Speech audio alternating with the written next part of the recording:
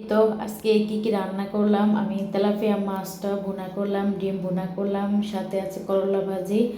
তো পুরো ভিডিওটা দেখতে থাকুন। আমি প্রথমে মানে তেলাপিয়া মাছটা ভেজে নিতেছি আর কি। তো হ্যালো এভরিওয়ান, আসসালামু আলাইকুম। সবাই কেমন আছেন? আশা করি সবাই ভালো আছেন। এই তো আমি রান্না করতে চলে আসলাম। আমি প্রথমে তেলাপিয়া মাছটা ভেজে নিয়েছি, একটু কোয়া করে ভাজছি, কারণ তেলাপিয়া মাছটাতে খেতে এমনি বেশি ভালো লাগে না, একটু কোয়া করে ভাজলে একটু ভালোই লাগে। আমি তেলাপিয়া মাছগুলো ভালোভাবে ভেজে নিয়েছি আর কি। এখন আমি যে বাকি যে মাছগুলো আছে সেগুলো ভালোভাবে ভেজে নেব। এই তো আমার মাছগুলো ভাজা হয়ে গেছে, এখন আমি মাছগুলো উঠিয়ে নিচ্ছি।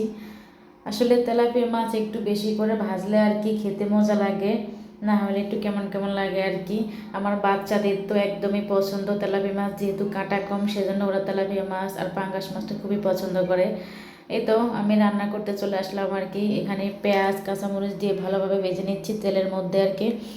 এখানে এখানে রসুন বাটা, ধনিয়া গুঁড়া, জিরার গুঁড়া, হলুদ, মরিচ সব কিছু আমি একসাথে একটা বাটিতে নিয়েছি আর কি, যাতে ঝামেলা কম হয় সেজন্য, কারণ আমি শর্টকাট রান্না করতেছি।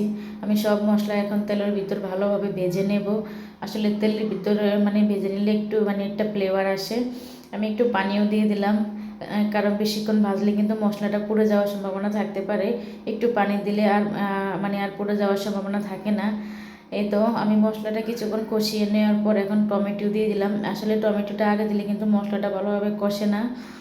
আচ্ছা, টমেটোটা মশলাটা কষানোর পরে দিলেই কিন্তু ভালো হয়, মানে তরকারির স্বাদটা বেড়ে যায় আর কি, মশলাটা ভালোভাবে কষানো হয়ে যায়।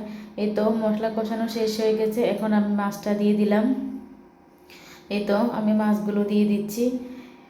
এই তো আমি মাছগুলো দেওয়ার পর এখন একটু নেড়ে চেড়ে পানি দিয়ে দেবো। আমি পর্যাপ্ত পরিমাণে পানি দিয়ে দিচ্ছি আর কি, যতটুকু লাগে, যেহেতু আমি মাছটা ভুনা করব তাই অত বেশি পানি আমি দেই নাই। এখানে আমি আলু চপের জন্য আলুটা মানে একবারে রেডি করে নিয়ে আসছি আর কি।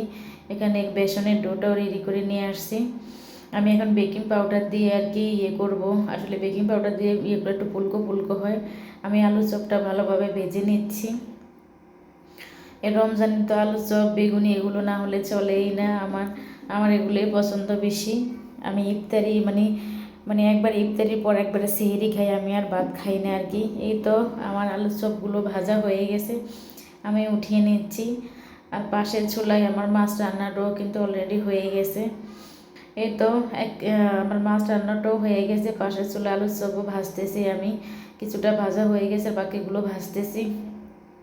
এখানে আমি ডিমটাও ভুনা করে নিলাম। ডিম ভুনাটাও মাসাল্লাহ অনেক সুন্দর আসছে কালার, খেতেও কিন্তু অনেক মজা হয়েছে। আমি করলাও ভাজি করলাম সাথে, আমার করলা ভাজিটাও কিন্তু অনেক মজা হয়েছে।